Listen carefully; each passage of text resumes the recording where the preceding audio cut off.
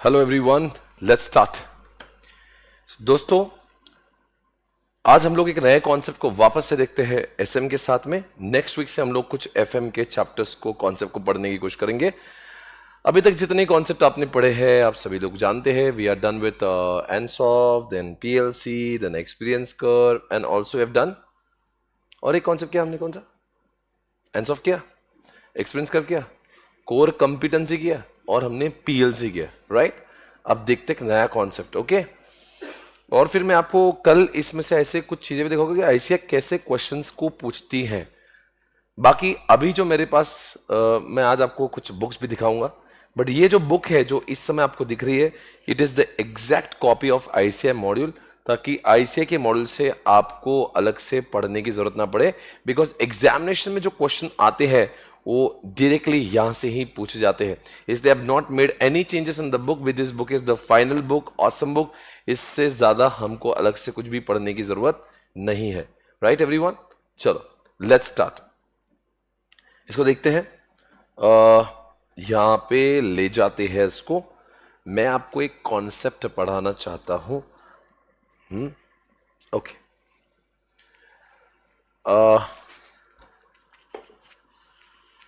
आपने एक वो चीज पढ़ी है,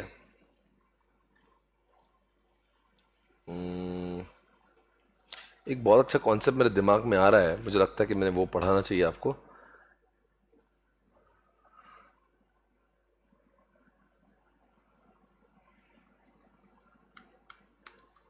पेज नंबर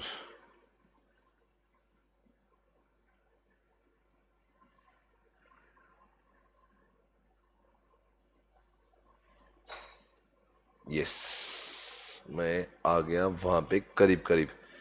ओके देखो, एक कॉन्सेप्ट है जिसका नाम है टर्न अराउंड, जिसका नाम है, देखो मैं यहां पे दिखा रहा हूं आपको, कॉन्सेंट्रेट करना। एक कॉन्सेप्ट है जिसका नाम है स्ट्रैटेजिक एग्जिट।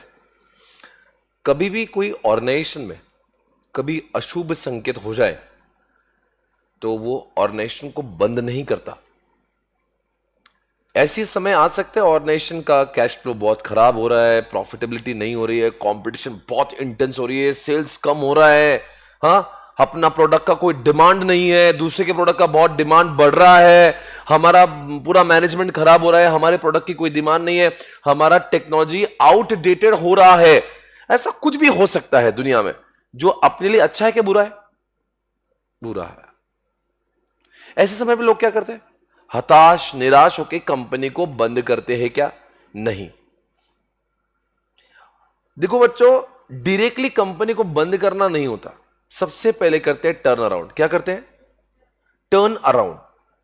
और टर्न अराउंड से काम नहीं जमा तो फिर करते हैं डाइवेस्टमेंट, और डाइवेस्टमेंट से भी काम नहीं हुआ तो फिर अंतिम में करते हैं लिक्विडेशन, यानी कि कंपनी को बंद। कभी किसी इंसान को स्विमिंग नहीं आती और उसको स्विमिंग पूल में डाल दिया, बहुत गहराई में डाल दिया, वो डायरेक्टली मर जाता है या कोशिश करता है? कोशिश करता है मरने से पहले, ताकि वो कम बैक करे, ऊपर आ जाए। कि डायरेक्टली बोले अब पानी गिरा अब मैं मर गया? ऐसा नहीं होगा ना, विल ट्राई। तो क्या होता है, सबसे पहले ट्राई करते ताकि वो बच पाए, उसी को कहते हैं टर्न अराउंड।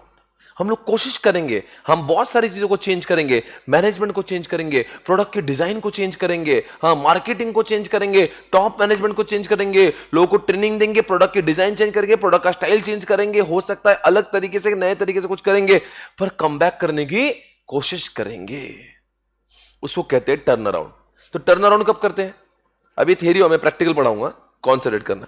टर्न अराउंड का मतलब क्या हुआ कि कंपनी में जब भी अशुभ संकेत होंगे, यानी कि कुछ भी अच्छा है क्या? नहीं है, सब कुछ खराब चल रहा है, सेल कम, प्रोडक्टिविटी कम, लोग हमारे प्रोडक्ट की डिमांड नहीं कर रहे, कॉम्पिटिटर्स का जलवा बहुत ऊपर जा रहा है, सब कुछ हमारे अगेंस्ट में हो रहा है, कुछ भी अच्छा नहीं हो रहा है, हमारी मैनेजमेंट अच्छा काम कर रही है नहीं, कस्टमर हमसे खुश है नहीं, कॉम्पिटिटर्स का डिमांड बहुत ज्यादा, हमारी टेक्नोलॉजी बहुत खराब हो रही है, आउटडेटेड हो रही है,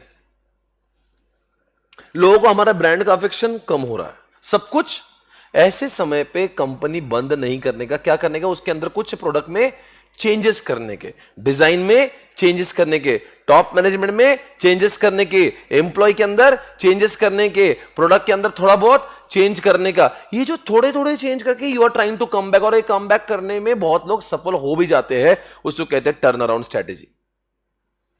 क्या कहते हैं उसको? Turn around. क्या बोलते हैं उसको? ऐसे ही किया था रॉयल एनफील्ड ने। अब रियल लाइफ एग्जांपल दे रहा हूं, कॉन्सेंट्रेट करना। ऐसे किसने किया था? रॉयल एनफील्ड जानते हो क्या है? बुलेट। बुलेट गाड़ी देखी होंगी आपने, बहुत सारे मूवीज में बुलेट दिखाते, बुलेट। रॉयल क्या हो रहा है? ये इधर भी बंद हो गया? मेरा लेक्चर चालू है? ओके हाँ। तो रॉयल एनफील्ड एक आज गाड़ी है जो बहुत ही ज्यादा फेमस चल रही है। फेमस चल रही है, बहुत फेमस। आप बुलेट के बारे में तो जानते होंगे, रॉयल एनफील्ड के बारे में जानते होंगे। कितना लोग उसके लिए दीवाने हैं, पागल है। जिसको बुलेट पसंद है उसको सिर्फ बुलेट ही पसंद आती है। इस जमाने में 2004, 2005, 2006 में कंपनी का प्रोडक्शन बहुत कम था, बिकॉज डिमांड ही कम थी। सिद्धार्थ लाल जो इस कंपनी का इस समय सीईओ है, उसके दादाजी ने, विक्रम लाल ने ये फैसला ले लिया था कि बेटा अब हमने कंपनी बंद कर देना चाहिए, हमारे खराब दिन चालू हो गए, हमारी डिमांड कम हो गई है, हमारा सब कुछ गलत हो रहा है। एक कब की बात हो रही है? 2004-5। जैसे दादाजी ने, पापा जी ने बोला कि अपने को बुलेट बंद करना है, सिद्धार्थ लाल जो एमबीए पढ़ रहा था, वो दादाजी को बोला, दादाजी कंपनी को बंद नहीं करेंगे, क्या आप मुझे एक चांस दोगे? क्या आप मुझे एक मौका दोगे? क्या मैं कंपनी का टर्न अराउंड करके रिवाइव करूं? एक चांस, एक मौका। इतनी मेहनत से जो हमने कंपनी बनाई है, एक मौका दादाजी मुझे मिलना चाहिए। दादाजी ने बोला ठीक है, जा बेटा जी ले अपनी जिंदगी, तुझे और मौका देता हूं। हमें पूरा पूरा यकीन है कि कंपनी वापस कम बैक नहीं करेंगी। सिद्धार्थ लाल बोला मुझे पूरा यकीन है कंपनी कम बैक करेगी। बोले मैं कंपनी में चेंजेस लाऊंगा और एक दिन ऐसा करके दिखाऊंगा ना जो आज तक किसी ने नहीं किया। नाम है मेरा लाल, सिद्धार्थ लाल। सर सिद्धार्थ लाल कौन है? आइए मैं आपको दिखाता हूं इस इंसान को। अमेजिंग। सिद्धार्थ लाल। ध्यान से देखिए इस चेहरे को। यह है सिद्धार्थ लाल, रॉयल एनफील्ड का ओनर, करता धरता, the man who saved royal Enfield, जिसने रॉयल एनफील्ड को बचाया। ये उसका नाम है सिद्धार्थ लाल। पता है क्या हुआ? जैसे ही उसको मालूम चला कि कंपनी बंद हो रही, दादाजी को बोला, दादाजी रुको, कंपनी को तो मैं रिवाइव करने की कोशिश कर। बिल्कुल अफेक्शनेट था, बहुत उसको दीवानगी थी। उसको खुद को भी, अपने शादी के बारात में लोग घोड़े पे जाते, ये बुलेट पे गया था। इसको बुलेट से बड़ा प्यार था, मोहब्बत थी। बोले ऐसे कैसे बंद करोगे, मुझे ट्राई करने दो एक बार। इसके दीवानगी इतनी ज्यादा थी कि बोले मैं अब एक काम करता हूं, कन्याकुमारी से लेकर कश्मीर तक मैं बुलेट पे घूमूंगा, और हर शहर में जो जो लोग बुलेट वाले हैं, बुलेट की गैंग्स होती है, उनसे मिलूंगा और समझूंगा कि प्रॉब्लम क्या है।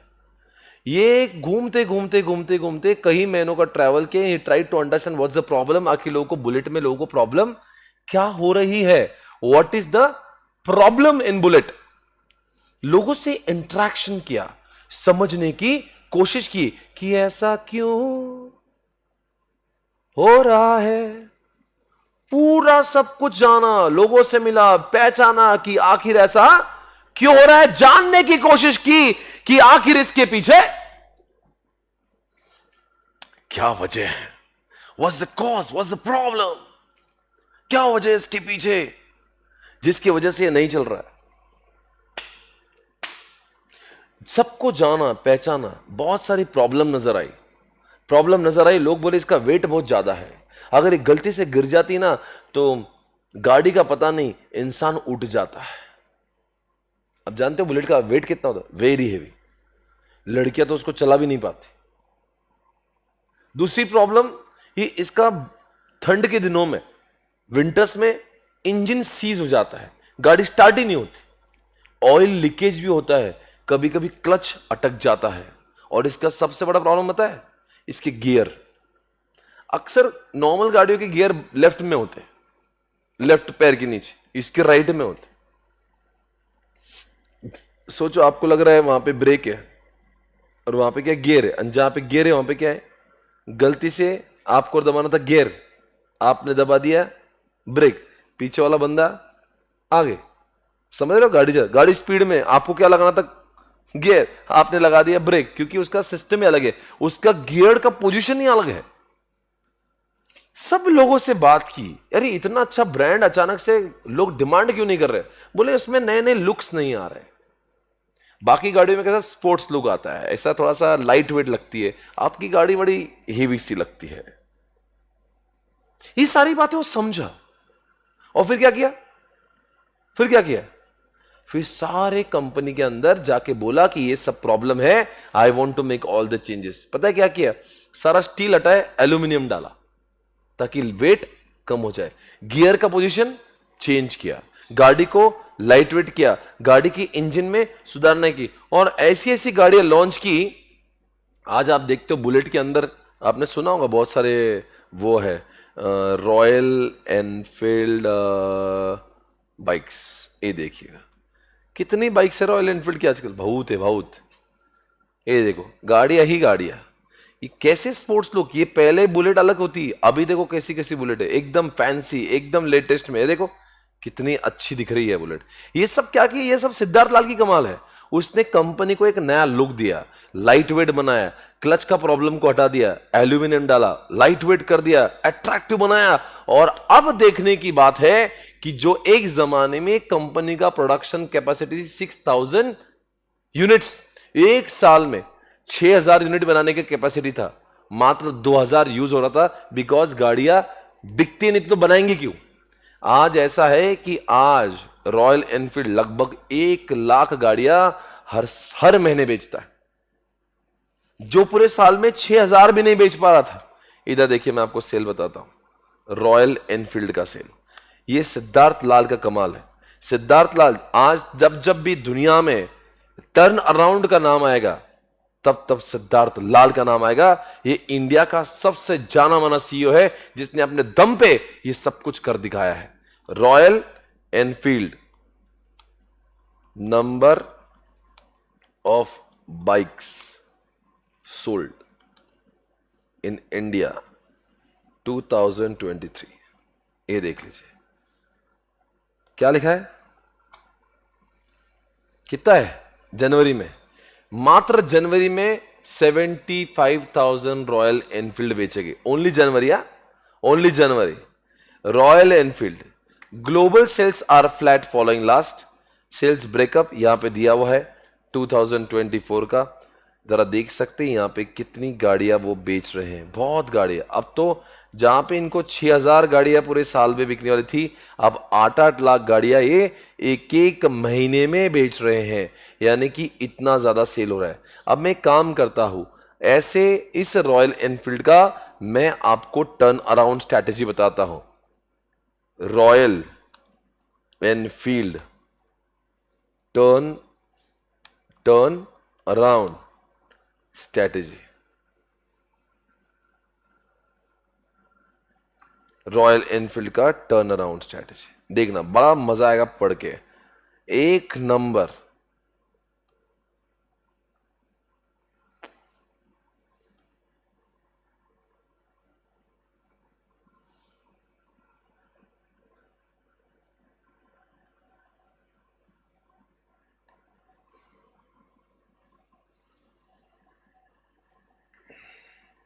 देखो आपके बुक में, आपके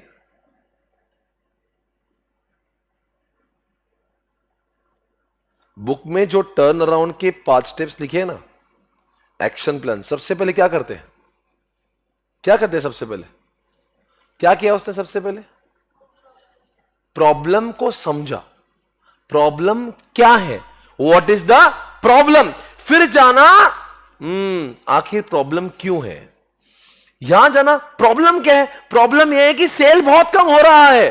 प्रॉब्लम 2 क्या है, पॉइंट 2 क्या है कि सेल क्यों कम हो रहा है। सिद्धार्थ लाल ने पहले क्या जाना, अरे प्रॉब्लम क्या है, अरे बहुत सेल कम हो रहा है। फिर जाना, अरे एक काम करो, मैं पूरे इंडिया भ्रमण करता हूं, देखता हूं कि ऐसा क्यों हो रहा है। That is point 2।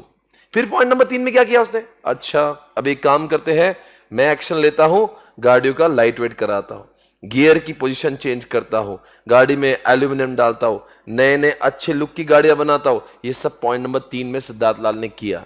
What is point number 4 guys? Point number 4 is what? Restructuring the business. What is the meaning of this? बोले काम सिर्फ गाड़ियां अच्छी करने से, लाइट वेट करने से, गियर की पोजीशन चेंज करने से गाड़ी अच्छी नहीं हो जाएगी। अब एक काम करना पड़ेगा। क्या करना पड़ेगा? होता है कंपनियों, क्या करना पड़ेगा? क्या करना पड़ेगा? रीस्ट्रक्चरिंग करना पड़ेगा। What is the meaning of restructuring? क्या करना पड़ेगा रीस्ट्रक्चरिंग मतलब?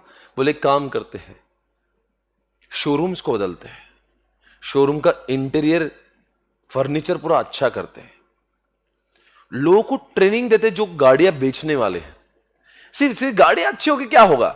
गाड़ियां बेचने वाले लोगों को जानकारी तो होना चाहिए, उनको भी तो मालूमात होना चाहिए, उनको भी गाड़ी बेचने पर देंगे इंसेंटिव। अच्छा इंसेंटिव देते हैं, उनको नॉलेज देते हैं, ट्रेनिंग देते हैं, अच्छा रॉयल एनफील्ड का शोरूम बनाते हैं। इसको बोलते हैं रीस्ट्रक्चरिंग ऑफ द बिजनेस। समझा? पॉइंट नंबर 3 में क्या हुआ? अच्छी अच्छी नई नई गाड़ी बन गई, गियर का पोजीशन चेंज हो गया, गाड़ी लाइट वेट हो गई, पर सिर्फ गाड़ी की सुधारनाएं करने से कुछ नहीं होगा। पॉइंट नंबर 4 में कि पूरा रीस्ट्रक्चरिंग करेंगे, शोरूम बनाएंगे, इंसेंटिव देंगे, एम्प्लॉय को ट्रेनिंग देंगे, सब कुछ क्या वो हुआ पॉइंट 4 में। What is point 5? What is point 5? Returning to, इसका मतलब क्या हुआ? रिटर्निंग टू नॉर्मल मतलब अब कंपनी एकदम नॉर्मल हो गई। 8 लाख गाड़ियां अब एक महीने में सेल हो रही है। Are you able to understand? क्या समझ रहा है? एवरीबॉडी अंडरस्टूड क्या?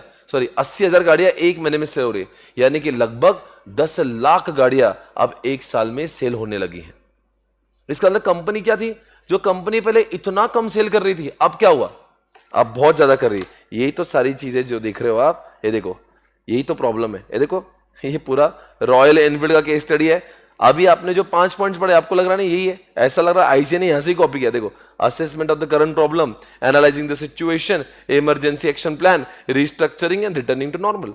सर अभी आप कहां पढ़ रहे? ये इंटरनेट पे डेटा है, आईसीए का नहीं है, और हमारे बुक में भी वही लिखा है। यानी इसका मतलब क्या हुआ? रॉयल एनफील्ड का केस इतना फेमस है कि रॉयल एनफील्ड के 5 स्टेप्स दुनिया भर में हर जगह पे इंटरनेट पे जारी है कि आखिर रॉयल एनफील्ड ने मरते हुए अपनी कंपनी को बचाया कैसे। देखो मैं आपको समझाता हूं, मैं आपको एक बात बताऊं, बुरा वक्त कभी भी किसी का आ सकता है जीवन में। अप्स एंड डाउन्स हमेशा जिंदगी में आते रहेंगे। अगर सवेरा है तो शाम होगी, दिन है तो रात भी होंगी, और सुख है तो इंसान को जिंदगी में दुख भी आएगा। वैसे ही कंपनी का होता है, अच्छे दिन भी आएंगे, बुरे दिन भी आएंगे। You should be always prepared for both. जरूरी नहीं है कि हमारी ऑर्गेनाइजेशन हमेशा रॉकेट जैसे ऊपर ही जाए, कभी ना कभी वो भी फॉल आता है। जिस तरह से शेयर मार्केट भी ऊपर जाता है, पर कभी ना कभी वो भी नीचे आता है। ऐसे जीवन का कोई ऑर्गेनाइजेशन नहीं है जिसने अपने जिंदगी में फेलियर नहीं देखा। फेलियर तो जीवन में आएंगे, यही संसार का नियम है। ऑर्गेनाइजेशन का कभी कभी बुरा वक्त आ सकता है, उसका टेंशन नहीं लेने का, उससे डरना नहीं, क्योंकि ये चीजों से डर जाएंगे। यही तो वक्त होता है कि भगवान आपकी परीक्षा लेता है कि आप संकट के समय पे कैसे रिएक्ट करते हो, कैसे बिहेव करते हो। अगर आप संकट भरी हालात में भी अगर डटे हो, जिस तरह से विराट कोहली का 4 साल खराब पीरियड था, फिर भी वो मैचेस में परफॉर्म करने की हर समय कोशिश कर रहा था, और आज देखो 4 साल के खराब पीरियड के बाद में वो आज भी किस तरह से काम कर रहा है, कैसा खेल रहा है, और वर्ल्ड का टॉप रैंकिंग का प्लेयर बन चुका है। खराब समय आएगा, बिजनेस में भी खराब समय आएगा। You have to be always ready to fight. जब भी खराब समय आता है, डरने की बात नहीं, ऑर्गेनाइजेशन को बंद करने की नहीं सोचना है। क्या सोचना है कि कैसे मैं इस चीज से बाहर निकलूं, क्या करना चाहिए। हमने ये देखना चाहिए कि ये प्रॉब्लम क्या है, फिर देखना चाहिए प्रॉब्लम क्यों आ रही है, व्हाट इज द कॉज, और उस प्रॉब्लम को समझने के बाद में उसके सॉल्यूशन ढूंढना चाहिए, ताकि हमारी जो ऑर्गेनाइजेशन खराब है वो अब अच्छी होगी। पर अगर आप ये सोच रहे हो कि आपके जीवन में कभी भी बाधाएं नहीं आएंगी और आप बिजनेस करना चाहते हो, तो ये नहीं होगा। ये सिर्फ और सिर्फ आप अगर किसी का एम्प्लॉय बन रहे हो, जहां से आपको सैलरी मिल रही है, तो वहां पे ये श्योर शॉट है कि आपकी जिंदगी में बाधाएं नहीं आएगी। वहां पे आपकी सैलरी एक्स से तो एक्स प्लस होगी, एक्स माइनस नहीं होगी। पर बिजनेस में एक्स माइनस हो सकता है। अगर आपको इतना ही जीवन में सेटिस्फेक्शन चाहिए, आपको जीवन में क्या चाहिए, एकदम प्रॉब्लम नहीं चाहिए, तो बिजनेस करते क्यों भाई? बिजनेस करने किसने बोला है? ये बिजनेस करते समय डे वन को ही आपको पता होना चाहिए कि बिजनेस में उतार चढ़ाव आएंगे। आपको ना किसी कंपनी जब अच्छा करती तब परफॉर्म करना चाहिए, जब कंपनी खराब होती है तब ऐसे स्ट्रैटेजीज लगाना है ताकि आपकी कंपनी का बैड पीरियड जो है वो कम से कम समय में खत्म हो जाए। बट इस बात को निराशा लेके आप अपने आप को परेशान करते हो कि यार मेरे साथ ही क्यों ऐसा हुआ। ये आपके साथ नहीं, दुनिया का हर कोई बिजनेस ने खराब दिन देखा होता है। Everybody is facing the problem, but वो लोग ही जिंदगी में आगे जाते हैं जो खराब समय पे गिव अप नहीं करते, खराब समय पे भी सामना करते हैं, खराब समय में भी जो डटकर खड़े होते हैं, उन्हीं को तो सच्चा बिजनेसमैन कहते हैं। हमारे कॉन्सेप्ट में यही लिखा है, जब खराब समय आएगा तो क्या करना, ऑर्गेनाइजेशन को बंद नहीं करना, ऑर्गेनाइजेशन को कुछ करके टर्न अराउंड करके उसको कम बैक करने की कोशिश करना। समझ आ रहा है? Everybody understood? चलो देखो यहां पे क्या लिखा है, क्या क्या है जरा इसका स्टोरी पढ़ते हैं। क्या स्टोरी लिखा है भाई? Assessment of the current problem. क्या प्रॉब्लम है जरा देखो, the root cause and the extent of the damage problem has cause. क्या प्रॉब्लम है इनको? The company is facing what, क्या क्या प्रॉब्लम है इनको, क्या प्रॉब्लम है भाई? Major decline in what, sale, producing only, क्या लिखा है 2000 क्वांटिटी, जहां पे कितनी उनकी कैपेसिटी है, कैपेसिटी भले ही 6000 है पर माल कितना बन रहा है, ओनली 2000। ग्रेटर लेबर कॉस्ट, ये सब कुछ उनकी प्रॉब्लम है। फिर अब इन्होंने जाना ऐसा क्यों हो रहा है, क्यों सेल कम हो रहा है। Before making any major changes it is important to determine the chances of business survival, identify the appropriate strategy and develop preliminary action plans, analyse the strengths and weaknesses. हमें जानना पड़ेगा हमारी अच्छाई और हमारी बुराई क्या है। The Vikram Lal found that, क्या फाउंड हुआ उनको, ऑयल लीकेज हो रहा है गाड़ियों में, किक बैक हो रहा है, वो अरे वो बुलेट का किक बैक होता है ना, तो इंसान का फ्रैक्चर हो जाता है, इतना जोर से किक आता था उसका। Heavy body size, multiple complaints on what, engine seize हो जा रहा है, डिफिकल्टी विथ व्हाट, गियर का पोजीशन अलग है, ये सब प्रॉब्लम उसको समझ में आई। फिर क्या किया पॉइंट नंबर 3 में उन्होंने इन सब प्रॉब्लम को देखते क्या किया, appropriate action plan must be developed to stop the bleeding and enable the organisation to survive. क्या क्या सिद्धार्थ लाल ने, looking at the issue faced by the bikers he made changes in the product. क्या क्या, गाड़ी को बॉडी लाइट वेट किया, aluminium का इस्तेमाल किया, गियर का प्लेसमेंट चेंज करा, इंक्रीज फ्यूल एफिशिएंसी, उसका एवरेज बढ़ाए, ये सब काम उन्होंने किए। अब रिस्ट्रक्चरिंग में क्या किया उन्होंने, रिस्ट्रक्चरिंग में क्या किया, the company needs to restructure the business, change the way it used to work. ये सब चीजों में चेंज करना जरूरी है। देखो उन्होंने क्या क्या काम किया। During the turnaround, product mix may be changed, requiring the organization to do some repositioning. Core product neglected over time may require immediate attention to remain competitive.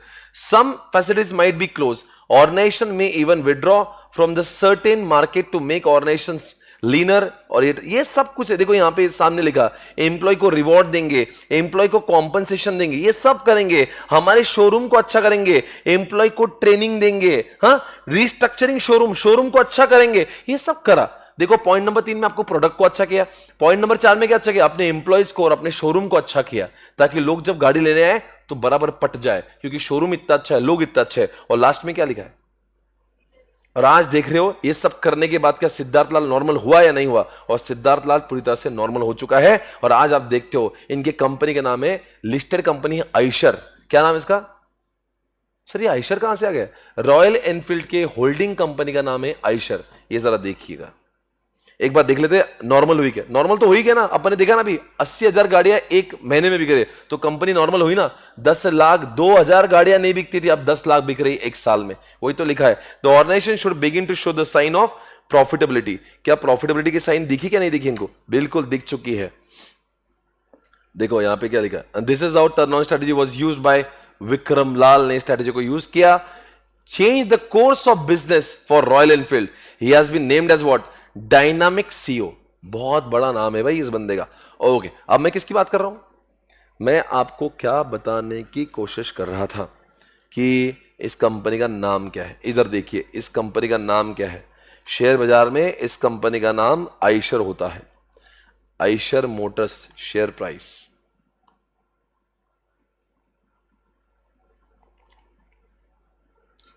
Eicher Motors, share price, ये इस कंपनी का, ये holding company है। अगर मैं यहां पे जाता हूं royal Enfield, royal Enfield Vicky, जरा देखना पड़ेगा, विकीपीडिया आपको बताएगा रॉयल एनफील्ड को चलाता कौन है। इसके पेरेंट कंपनी का नाम क्या है? आइशर मोटर। आइशर मोटर इसकी कौन है? पप्पा कंपनी है, और वो इसकी, इसका बच्चा कंपनी रॉयल एनफील्ड उसकी सब्सिडरी है। हेडक्वार्टर इसका चेन्नई में है। Everybody understood? अरे बोलो, समझ आया क्या नहीं? अरे बोल रहे नहीं, अरे बोलो भाई, समझ आ रहा है क्या नहीं? तो बताओ बच्चों, क्या सीखा आपने? मुसीबत के समय पे क्या करना चाहिए? मुसीबत के समय जो डर गया वो मर गया। डर सबको लगता है, सबको एंजाइटी होती है, कल क्या होगा इसकी फिक्र होती है। पर मैं आपको कहता हूं, ऊपर वाला सब देख रहा है, वो आपकी परीक्षा ले रहा है। मुसीबत के समय पर आपको आजमाया जाता है, और जो इंसान मुसीबत के समय डटकर खड़ा होता है वही सही मायने में एंटरप्रेन्योर कहलाया जाता है। और अगर आपको डर लगता है ना जीवन से, अप्स एंड डाउन से, तो मैं आपसे यह रिक्वेस्ट करता हूं कि कभी भी जिंदगी में एंटरप्रेन्योर मत बनना, कभी भी जिंदगी में बिजनेसमैन मत बनना। अगर आपको सुख चाहिए, शांति चाहिए, शाम को 7 बजे घर अपने जाना है, वीकेंड पे ऐशो आराम करना है, तो आपके लिए सबसे अच्छी बात है आपको वहां पे जॉब कर लेना है। समझ आ रहा है? ओके, अब पढ़ेंगे आपके यहां पे आज का एक कॉन्सेप्ट, बड़ा ही इंटरेस्टिंग कॉन्सेप्ट था। यहां पे एक काम करेंगे, आप लिखेंगे टर्न अराउंड। अब बताओ, जो लाइव स्ट्रीमिंग, जो अभी इस समय मेरे सामने लेक्चर को देख रहे हैं, आप मुझे बताएं क्या आपको टर्न अराउंड समझा या नहीं समझा? बताओ भाई, टर्न अराउंड समझा नहीं समझा? यस सर, नो सर, कुछ बताइए। सभी लोग लिखेंगे टर्न अराउंड।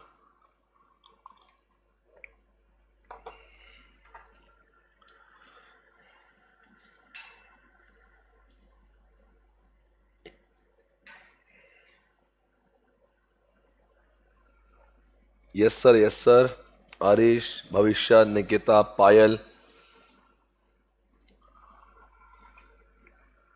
समझा ऐसा बोल रहे हैं। Very good, yes sir, all clear, okay, चलो, बहुत अच्छी बात है। चलो, अब क्या करेंगे दोस्तों, आप यहां पे लिखेंगे, लिखो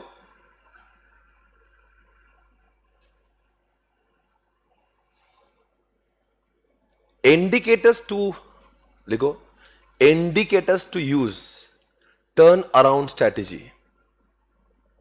indicators to use turn around strategy. Sakshi ji thank you so much, Uttara, Pranavi, सब कह रहे sir super. Uttara thank you so much, Pranavi thank you so much.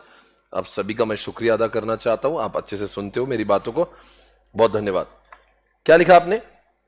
Indicator to use turn around strategy. Number 1, कब कब करना चाहिए बताओ turn around? Low profits, low profits. Next number 2, reduced sale, reduced market share. सब खराब हो रहा है जीवन में, कुछ अच्छा नहीं, मार्केट शेयर कम हो रहा है। Mismanagement, next point, mismanagement.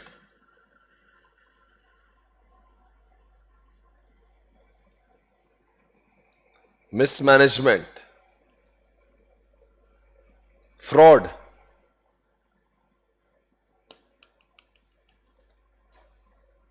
Uncompetitive products. हमारे प्रोडक्ट्स कॉम्पिटिटिव नहीं है। Manav, Shivram thank you, Shivam, okay. ये सब क्या लिखा आपने? ये अच्छी बातें लिख रहे हो और बुरी बातें? ये सब गंदी बातें जो हमारे साथ हो रही है, तो क्या करेंगे? बंद करेंगे।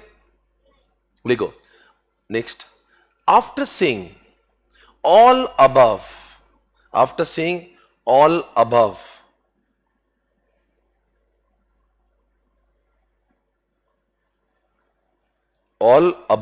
negative,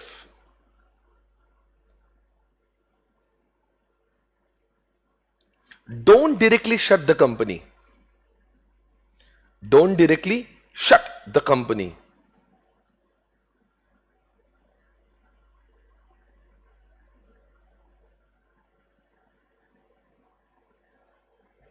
Don't directly shut the company. First go for किसके लिए? Directly go, first go for किसके लिए? Turn around.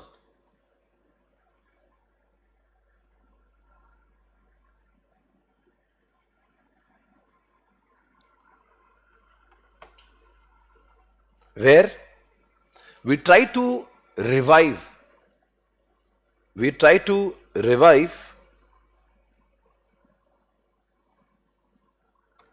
by doing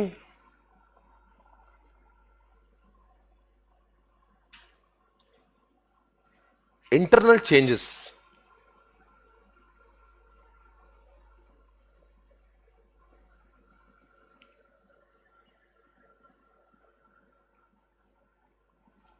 Like Royal Enfield did. Royal Enfield did, है ना? And recovered back. जिस तरह से रॉयल एनफील्ड रिकवर हुई. अब देखते हैं, लिखो क्या लिखेंगे? Action plan. बताओ 5 पॉइंट्स कौन से एक्शन प्लान में? देखते हैं आप रिकॉल कर पाएंगे क्या. सबसे पहले प्रॉब्लम क्या है या प्रॉब्लम क्यों है? What's the problem और why is the problem? What's the problem? पहले प्रॉब्लम क्या है? हमारी सेल बहुत कम हो रही है. नंबर 1 लिखो. Number 1, assessment of the current problem. Assessment of the current problem. Assessment of the current problem.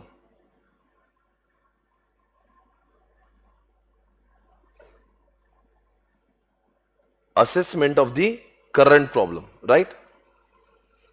अब बताओ क्या प्रॉब्लम थी उनकी? लो सेल. लिखो नीचे, लो सेल. अब बताओ point number 2, do you remember क्या था पॉइंट नंबर 2? अब प्रॉब्लम क्या है? अब क्या देखेंगे? प्रॉब्लम क्यों है भाई? What is the problem? मतलब आखिर ऐसा क्यों हो रहा है?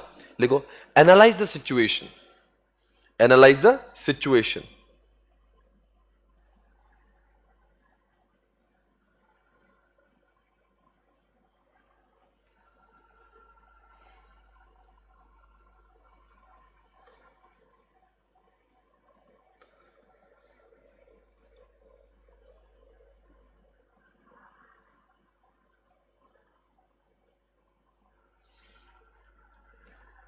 Analyse the situation, right? बताओ क्या किया analyse? Low sale is happening due to. Low sale is happening due to. बोलो क्यों लो सेल हो रहा है?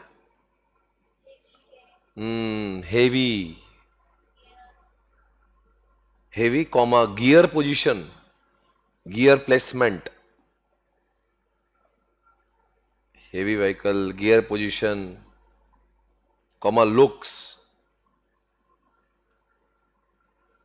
इंजन सीज हो रहा है, एक्सेट्रा. ये प्रॉब्लम नजर आई. अब क्या करेंगे बताओ? अब रोते बैठेंगे या कम बैक करेंगे? कुछ करेंगे. पॉइंट नंबर 3 क्या करेंगे? Implementing an action plan. Implementing an action plan.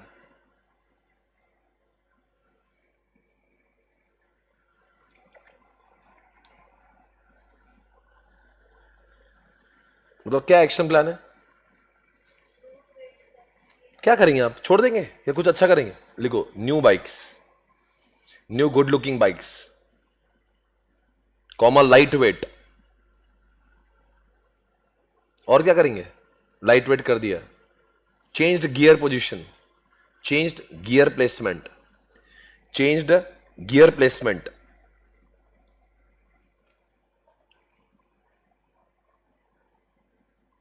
Usage of aluminium.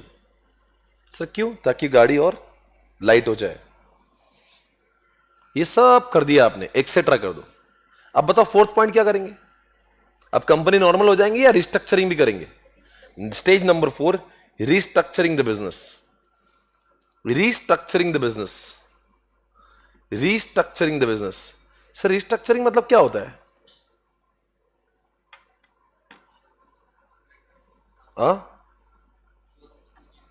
Restructuring का मतलब होता है कि कंपनी को, आप क्या लिखो example, reward, incentive to employees,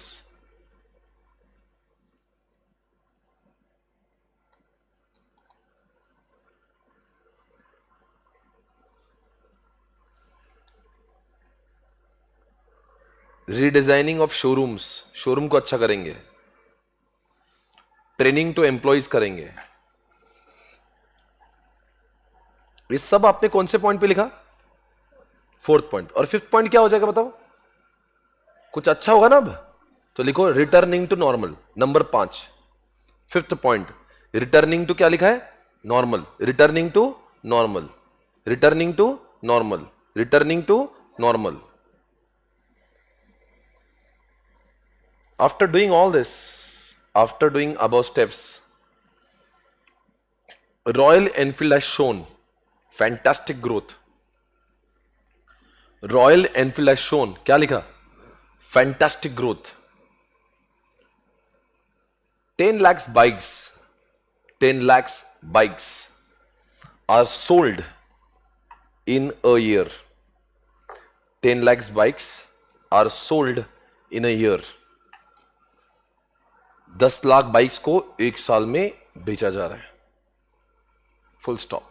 बताएंगे 5 स्टेप को एक बार रिकॉल कर ले। नंबर 1, पहले क्या? What is the current problem, analysing the problem, action plan, restructuring and last में रिटर्निंग टू नॉर्मल। वापस बोलना, what's the problem, analysing the problem, फिर अभी प्रॉब्लम समझ में, then you take action plan, then restructuring and number 5 returning to normal. हो गया। क्या कॉन्सेप्ट है ये? Turn around. अशुभ संकेत दिखने पर घबराने का, क्या बनने का? सिद्धार्थ लाल बनने का, और कंपनी को कम बैक करने का। दोस्तों आज इस लेक्चर में मैं आपको दिखाने जा रहा हूं, ओह माय गॉड, ये तो डंबल से भी ज्यादा है। दोस्तों मैं आपको प्रोवाइड करूंगा इतनी सारी किताबें जब मैं आपको एफएमएसएम पढ़ाता हूं। कितनी किताबें? 9 किताबें। सबसे पहले बता रहा हूं, यह है एफएमएसएम के क्वेश्चन बैंक। आज तक के 15 सालों में जितना भी आरटीपी, एमटी और पास्ट एग्जामिनेशन में क्वेश्चन आए थे, उनके क्वेश्चन भी है और ये आंसर भी। इंडिया का सबसे बड़ा लार्जेस्ट एफएमएसएम का क्वेश्चन बैंक है। नंबर 1, ये पूरा सिलेबस जो आप देखते हो एसएम का, वो पूरा क्या पूरा इस चार्ट में समाया हुआ है। इस चार्ट के अंदर पूरा क्या पूरा आपको एसएम के 5 चैप्टर का अनुभव हो जाएगा। इसको दीवार पे लगाए, आनंद उठाए। पूरा क्या पूरा एसएम मात्र एक चार्ट में। ये क्या है? अब मैं आपको 2-3 चीजें बताता हूं। देखो कितना अच्छा मैं पढ़ाता हूं। देखो बताओ कैसे। ये है वो किताब जो आप रोज स्क्रीन पर देखते हो, आप इससे पढ़ते हो। ये उसकी मेन बुक है, पर यह है 150 पेजेस की। मैंने उसको शॉर्ट करके उसका नाम रखा है एसएम रॉक्स। ये मात्र 60 पन्नों की 60, इसी को ही इसमें लिखा है, पर शॉर्ट में उतना ही लिखा है जितना जरूरी है। फिर मैंने 60 को 30 पेजेस बनाया, इसका नाम रखा एसएम चार्ट्स। इसमें सिर्फ हेडिंग्स। और फिर मैंने इन 150 पन्नों को एक पेज में बना दिया, यानी कि एक्सेल लार्ज, मीडियम, स्मॉल, सब में वही है। Choice is all yours. पर पहले क्लास में हम लोग कहां से पढ़ेंगे? यहां से पढ़ेंगे, और रिवीजन लेने के लिए हम इन सब का इस्तेमाल करेंगे, ताकि सिलेबस आपको बहुत, क्योंकि एग्जामिनेशन से पहले सबसे बड़ी प्रॉब्लम होती है क्लासेस होने के बाद कि आखिर रिवाइज कैसे किया जाए, और वो सब होने के बाद में आपको मिलती है क्वेश्चन बैंक। इसके आईसीआई कैसे क्वेश्चन पूछती है, क्या सर ये भी क्लास में करोगे? यस, इसको भी हम लोग क्लास में ही सॉल्व करेंगे। हो गया, ठीक है। अब करेंगे आपके लिए कुछ खास। आप जब एफएम की क्लास करोगे तो आपको मिलेगा प्रैक्टिस मॉड्यूल 1, 2। यहां पे होता क्या है, यहां पे क्वेश्चंस दिए होते हैं और आंसर के लिए जगह छोड़ी होती है क्वेश्चन आंसर को जगह, यानी क्वेश्चन देखने का और यहां पे ही क्लास में मेरे साथ में उसको सॉल्व करने का। हम साथ साथ है सॉल्व करेंगे। कोई भी चैप्टर होने से पहले उसकी इंपॉर्टेंट समरी यहां पे लिखी होती है, उसके बाद में क्वेश्चंस दिए होते हैं और आंसर के लिए जगह। आपको अलग से नोटबुक लाने की जरूरत एफएम में नहीं होती है। ऐसे कितनी किताबें होती है, इसमें सारे के सारे chapters question blank pages, question blank page, ऐसा ही खत्म हो जाता है। पर जो कभी कभी आपका क्लास मिस हो गया, आपको कुछ मैंने बोला दोस्तों आपको याद है क्या नहीं, आप वो खुद की बुक्स आपकी गुम गए या फिर अब वो आपको रिवाइज करने के लिए अच्छी हैंडराइटिंग चाहिए, तो मैंने अपनी हैंड रिटन नोट्स आपको बना के दी है जहां पे क्वेश्चन भी है और आंसर भी है। ये इंडिया की इकलौती ऐसी हैंड रिटन बुक है जहां पे आपको हैंड रिटन का अंदाजा आएगा, या आपको आपकी हैंडराइटिंग फील होगी, जहां पे क्वेश्चंस भी है और आंसर भी है। इसका नाम हमने लिखा है रफ्तार, ठीक है ना। ओके उसके बाद में आपको एक किताब है जो एफएम की थ्योरी के लिए दी जाती है। हर कोई चैप्टर स्टार्ट करने से पहले थ्योरी पढ़ना होती है, वो थ्योरी की अलग से किताबें आपको दी गई है। इस तरह से सारी किताबें जो बहुत ही स्ट्रैटेजिकली डिजाइन करके आपको दी जा रही है ताकि आपका सब्जेक्ट क्लास में ही खत्म हो जाए। लोग मेरे पास क्लास इसीलिए करते, वो ये बोलते कि सर आपकी क्लास करेंगे तो सब कुछ क्लास में ही खत्म हो जाएगा, घर पे ज्यादा पढ़ने की जरूरत नहीं पड़ेगी, बिकॉज आप इतना अच्छे से पढ़ा के, कंसेप्चुअली पढ़ा के प्रैक्टिकली पढ़ाते हो, फिर बार बार समरी नोट्स बनाते हो, फिर क्या करते हो उसका बार बार रिवाइज कराते हो और फिर एफएम एसएम की क्वेश्चन बैंक लेते हो, तो सब कुछ क्लास में हो जाता है। और फिर हमारा परफॉर्मेंस इवैल्यूएट करने के लिए हमारे टेस्ट भी लेते हो। तो अक्सर जो लोग मेरे पास क्लास लगाते हैं वो इसलिए लगाते हैं ताकि उनको सब्जेक्ट का टेंशन पूरी तरह से कम हो जाए। राइट गाइस, ओके एवरीवन, तो फिर हम मिलेंगे कल। एवरीबॉडी कल मिलेंगे क्या? कल मिलते हैं। पर आज आपको एक मैं सीख देना चाहता हूं। आज मैं thank you so much guys for all the appreciation. Book अच्छी लगी आपको? बहुत मजा आएगा, सारी बुक्स कलर्ड है, मजा आएगा, ठीक है।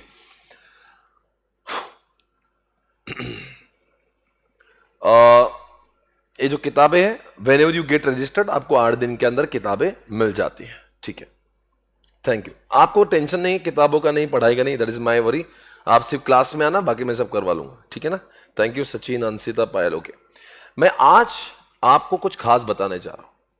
एक बच्चा वर्नैकुलर मीडियम यानी कि मराठी मीडियम से एक बच्चा आया, मुझसे पूछा कल ही क्लास के बाहर कि सर मैं समझ तो सब पाता हूं, मुझे समझता सब है, आपकी इंग्लिश समझती आती, कोई भी बंदा जो इंग्लिश बोलता मैं समझता हूं, पर जब भी आप मुझसे क्वेश्चन पूछते हो मैं डर जाता हूं, मैं आंसर दे नहीं पाता हूं। I know the answer but I can't give the answer. मुझे लगता है जब मैं बोलूंगा तो मैं इंग्लिश में सेंटेंस फ्रेम नहीं कर पाऊंगा, और गलती से कर भी दूंगा तो लोग मुझ पे हंसेंगे। बच्चा डरा है, बोलता है सर सीए इंटर में मेरी यह हालत है कि मैं इंग्लिश में बात नहीं कर पा रहा हूं, क्या सर मैंने सीए छोड़ देना चाहिए? मैंने कहा जिंदगी में हर कोई बंदा जो सीए कर रहा है या हर कोई बंदा हमेशा इंग्लिश मीडियम और कॉन्वेंट से नहीं पढ़ा होता है। आज भी भारत के मैक्सिमम लोग जो है वो मराठी, गुजराती, तमिल, तेलुगु इस लैंग्वेज से पढ़ते हैं, वर्नाकुलर लैंग्वेज से पढ़ते हैं। मैं खुद भी मराठी मीडियम से पढ़ा, डरने की बात नहीं। सर आप खुद भी मराठी मीडियम से पढ़ो? जी हां, आप तो अच्छा इंग्लिश बोल लेते हो। It requires practice and only practice. और दूसरे लोग इस जिंदगी में वही इंसान इंग्लिश सीख पाता है जो बेशरम होता है। जो बेशरम नहीं होगा वो इंग्लिश सीख नहीं पाएगा। जिसको अपनी इज्जत की बहुत पड़ी है वो इंग्लिश नहीं सीख पाता है। आपको बेशरम होके अपने दोस्तों से, अपने यारों से, फैमिली मेंबर से अकेले में मिरर के सामने इंग्लिश में बतियाना है, इंग्लिश में बातें करना है। इंग्लिश उसी को ही बोलते आती है जो इंग्लिश बोलने का प्रयास करता है। सुन सुन के इंग्लिश नहीं आती। आप चाहे जिंदगी में कितने भी इंग्लिश सब सुनने की कोशिश करें, पर जब तक आप बोलोगे नहीं तब तक आप इंग्लिश सीखोगे नहीं। तो मैंने कहा दोस्त, अगर आप कोई भी जगह पे आज इंटरव्यू क्रैक करना चाहते हो, आप बड़े से बड़े पोजीशन पे जाना चाहते हो, इंग्लिश का आना आजकल अनिवार्य है। इंग्लिश आना जरूरी है, पर डरने की बात नहीं है। जिस तरह से आपने हिंदी सीखी है, जिस तरह से मराठी सीखी है, वो भी एक लैंग्वेज है। इतना डर किस बात का? आप इंग्लिश क्यों सीख नहीं पाते हो? बिकॉज आपको इंग्लिश बोलने का उतना मौका नहीं मिलता। मुझसे पूछिए, अकेले में इंग्लिश में बात की है मैंने। इतने ज्यादा इंग्लिश के न्यूज़पेपर पढ़ने का, इतनी ज्यादा इंग्लिश की न्यूज सुनने का, दोस्तों से भी इंग्लिश में बात करने का प्रयास करने का। Every time I used to just speak. भले ही इनिशियल डेज में लोगों ने मेरे ऊपर बहुत हंसा, लोगों ने मेरे को बोला कितना वाहियात इंग्लिश बोल रहा है, बट मैंने ऑलवेज थॉट कोई बात नहीं, चलेगा, लोग मेरी बुराई करें, पर लंबी रेस में मैं बहुत आगे जाऊंगा। और आज मेरे उस बेशर्मी ने मुझे इस स्थिति पर पहुंचाया कि अब मैं उन सारे इंडिया के तमाम बड़े से बड़े स्कूल के कॉन्वेंट के बच्चों को मैं पढ़ाता हूं, जिसकी पढ़ाई मराठी मीडियम से हुई है। सारे बच्चे जो इंग्लिश मीडियम के इंडिया के बड़े से बड़े स्कूल में पढ़े हैं, आज मैं उनके सामने एक मराठी में पढ़ा हुआ बंदा इंग्लिश में बात कर सकता हूं। इसका मतलब नहीं कि मैंने बहुत बड़ा काम किया, इसको प्रोसेस समझो। आप भी कर सकते हो, सब कोई कर सकते हो, डरना नहीं, हर रोज बोलने का प्रयास करना है। जहां भी वक्त मिले इंग्लिश में बात करो, इंग्लिश आपकी बहुत बड़ी एसेट बन सकती है। Right guys, thank you so much. आज का ये लेक्चर तो करेंगे खत्म। Thank you so much guys, take care, God bless you. Thank you so much. I hope everybody who is watching me right now, आपको समझा होगा मैं क्या बोलने का प्रयास कर रहा था। आप सभी को मिलेंगे कल। Thank you so much guys, take care, bye bye. एक मिनट में लाइव स्ट्रीमिंग वालों को पूछ लेता हूं, how was the lecture guys, आपको समझ आया?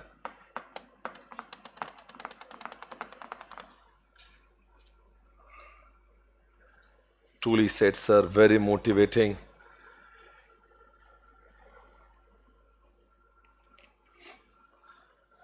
Thank you sir. Online students को नोट्स मिल जाएगी, जब भी एडमिशन तो बेटा 8 दिन में मिल जाती है आपको। Bye Niketa, bye Kirti, Anshita, Ashish. चलो yes sir, bye bye. Arish समझ गया sir. Nikita, Arish thank you so much. Sakshi, Krishna ji thank you. फिर मिलेंगे, okay, take care, great, thank you so much, super lecture, very awesome, thank you so much, बहुत अच्छा पढ़ा है sir. Thank you so much guys, take care, bye bye. फिर मिलेंगे कल 3 बजे। Thank you so much. Thank you Shivam, thank you so much.